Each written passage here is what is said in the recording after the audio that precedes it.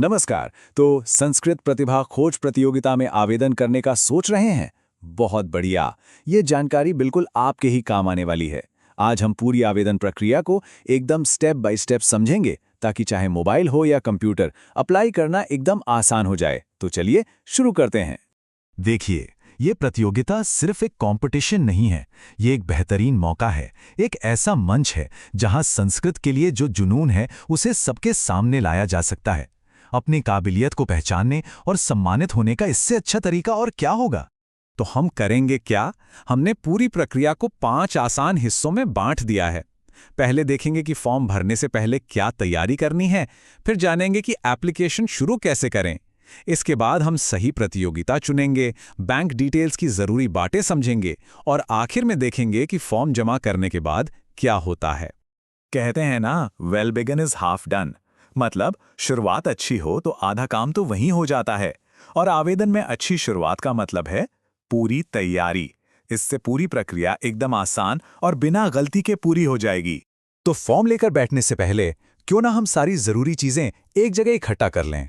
इससे होगा ये कि बार बार उठना नहीं पड़ेगा, कोई रुकावट नहीं आएगी और प्रोसेस एकदम स्मूथ चलेगी। तो क्या क्या चाहिए होगा, चलिए एक एक करके देखते हैं। सबसे पहले तो आवेदक की एक पासपोर्ट साइज फोटो और उनके हस्ताक्षर की फोटो। और हाँ, याद रखिएगा, दोनों का साइज 1 MB से कम होना चाहिए। इसके अलावा आधार नंबर, एक ऐसा मोबाइल नंबर जो चालू हो क्योंकि उस पर OTP आएगा, और आवेदक या उनके माता पिता के बैंक की पूरी जानकारी। साथ में एक और मोबाइल नंबर रखें तो और भी अच्छा है। चलिए, सारी तैयारी हो गई है। अब असल काम शुरू करते हैं। देखते हैं कि ऑनलाइन आवेदन करने के लिए जाना कहाँ है और करना क्या है। याद रखिए, आवेदन सिर्फ और सिर्फ ऑफिशियल वेबसाइट upsanskritpratibhakoj.com पर ही ऑनलाइन जमा होगा।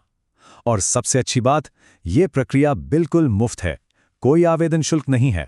वेबसाइट पर आते ही सबसे पहले एक सवाल आएगा, नया आवेदक या पुराना आवेदक। अब ये बहुत जरूरी है।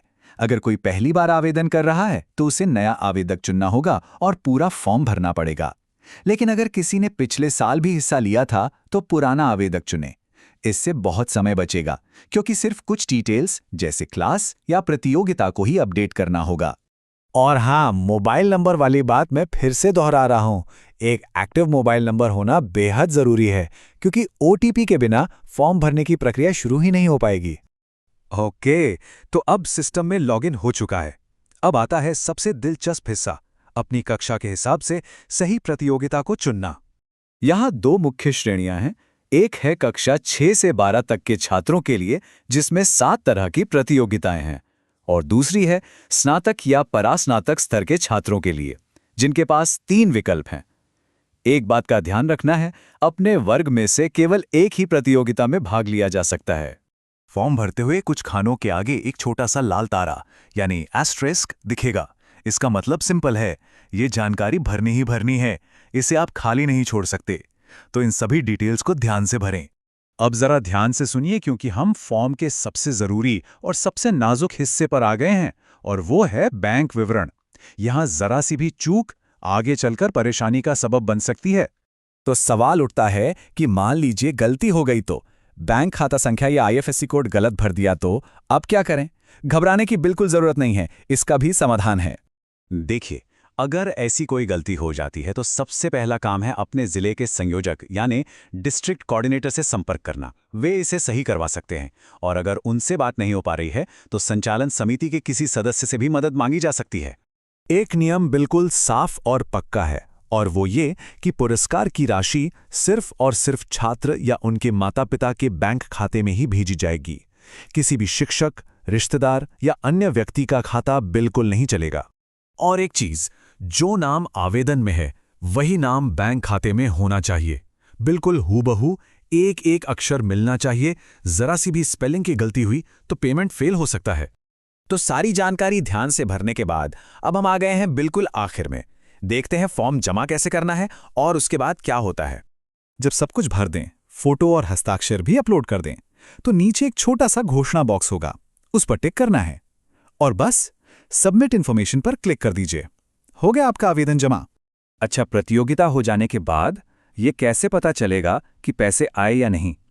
इसके लिए कहीं जाने की जरूरत नहीं है। बस वेबसाइट पर भुगतान की स्थिति या पेमेंट स्टेटस वाले सेक्शन में जाकर चेक किया जा सकता है। तो कुल मिलाकर बात यह है कि एक सावधानी से और सही भरा गया आवेदन आपकी सफलता की तरफ पहला और सबसे मजबूत कदम है। इसमें की गई मेहनत बेकार नहीं जाएगी। तो अब जब पूरी प्रक्रिया समझ आ गई है, सवाल यह है कि कौन सी प्रतियोगिता में अपनी प्रतिभा दिखाने के लिए तैयार हैं। जाइए और अपना सर्वश्रेष्ठ प्रदर्शन कीजिए।